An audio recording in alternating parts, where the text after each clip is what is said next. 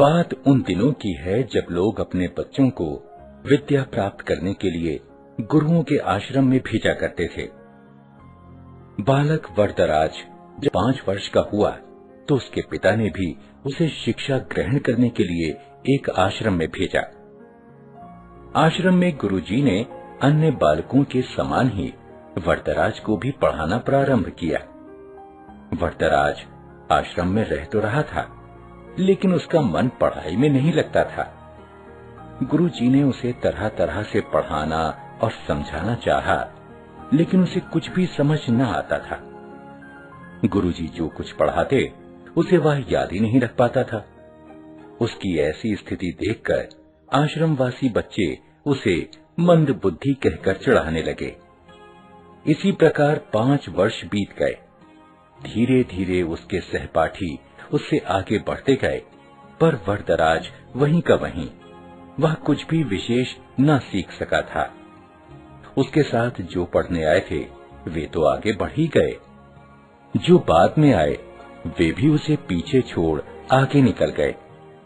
एक दिन गुरुजी भी हार मान गए। निराश होकर उन्होंने वरदराज से कहा, बेटा वरदराज, मैं समझता हूं कि पढ़ना लिखना तुम्हारे वश की बात नहीं है।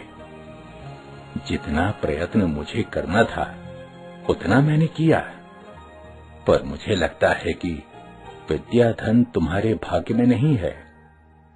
इससे अच्छा तो यही है कि तुम अपने घर जाओ और वहां का काम काज देखो।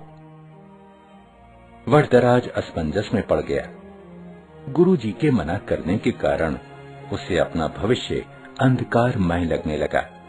उसे यह चिंता भी सताने लगी कि घर लौटने पर उसके पिता क्या सोचेंगे। गांव के लोग भी उसे मूर्ख महामूर्ख कहकर दुत्कारेंगे। वरदराज करता भी तो क्या, उसने अपना सामान समेटा, गुरुजी के चरण छुए और वह भारी मन से विदा हुआ। वह उदास होकर अनमने भाव से चला जा रहा था। घर वापस जाने का उसका जरा भी मन नहीं था, पर कोई और ठिकाना भी तो नहीं था। कहां जाए क्या, उसकी समझ में कुछ भी नहीं आ रहा था। वह सवेरे चला था और अब दोपहर हो आई थी। रास्ते में खाने के लिए गुरुजी ने उसे थोड़ा सत्तू दिया था। उसे भूख प्यास भी लगाई थी। चलते चलते उसे एक कुआं दिखाई दिया। वह पानी पीने के लिए कुएं पर पहुंचा। वहां उसने देखा कि पानी खींचने की रस्सी की रगड़ से कुएं की जगह पर निशान पड़ गए हैं और मिट्टी के घड़ों को रखने से जमीन पर गड्ढे पड़ गए हैं। यह दृश्य वरदराज के मस्तिष्क में बिजली की तरह कौंध गया। उसने विचार किया कि जब रस्सी की बार बार रगड़ खाने से कठोर पत्थर पर निशान पड़ सकते हैं, तो क्या लगातार परिश्रम करने से मैं विद्वान नहीं बन सकता? बस फिर क्या था, वरदराज के मन में आशा की किरण जगी। वह बुदबुदाने लगा, मैं भी लगातार परिश्रम करूंगा, अपने पाठों को मन लगाकर बार बार पढ़ूंगा और उन्हें याद करूंगा।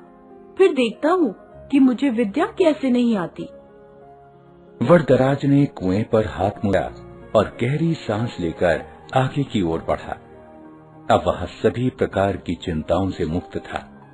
इतना कि उसे भूख प्यास की भी चिंता नहीं रही थी। वह तेज कदमों से चल रहा था। अब वह दूसरी ही तरह का वरदराज था। वह घर की ओर नहीं बल्कि आश्रम की ओर लौट चला था। सूर्यास्त होने को था। गुरुजी आश्रम की वाड़ा में टहल रहे थे। तभी उन्होंने वरदराज को आते हुए देखा। उन्हें लगा कि शायद आश्रम में कुछ छूट गया हो, जिसे लेने वह लौटा है। वरदराज ने गुरुजी के पास पहुंचकर उनके चरण स्पर्श किए। गुरुजी ने प्यार से पूछा, क्या बात है बेटा, क्या तुम्हारा कुछ सामान छूट गया जिसे लेने तुम्हें लौटना पड़ा? वरदराज नम्रता पूर्वक बोला, हाँ गुरुजी, मेरी विद्या यही छूट गई है, जिसे इस बार मैं अवश्य लेकर जाऊंगा। अब मेरी आंखें खुल गई हैं।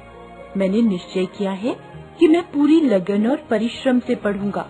अब कभी आपको निराश होने का अवसर नहीं दूंगा। गुरुजी का दिल पसीज गया। उन्होंने वरदराज को गौर से देखा। उसकी आंखों में चमक थी। गुरुजी ने इतना भर ही कहा, तुम जो कुछ कह रहे हो, यदि उसे कर दिखाओगे तो मुझे बड़ी प्रसन्नता होगी। वरदराज ने पढ़ाई प्रारंभ की। अब तो उसकी भूख और नींद पता नहीं कहां गुम हो गई थी।